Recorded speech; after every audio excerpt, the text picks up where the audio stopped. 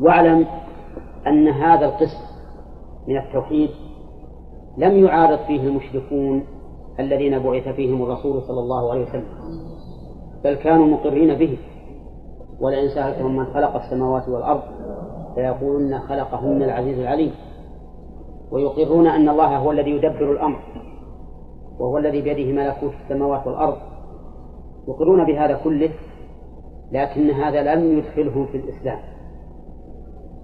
ولم ينكره أحد من بني آدم معلوم إلا على سبيل المكابرة، كما حصل من فرعون حين أنكر الرب عز وجل فقال وما رب العالمين، وقال لقومه لقد علمت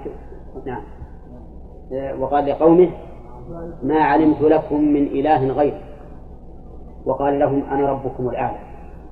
مكابرة، لأنه يعلم أن الرب غيره، كما قال الله عنهم وجحدوا بها واستيقنتها أنفسهم ظلما وعلوا.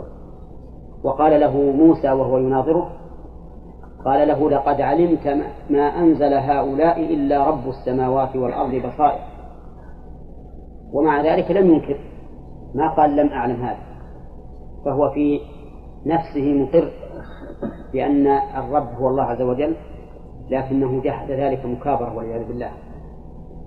ولم يقل أحد من الخلق إن للعالم خالقين، يعني ما فيه أحد جحد توحيد الربوبية على سبيل التعطيل ولا على سبيل التشريك أبدا.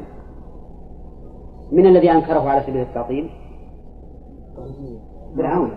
نحن نتكلم عن الربوبية ما على اسم الصفات. فرعون أنكره على سبيل التعطيل، أفضل الله من ربوبيته وأنكر وجود الله.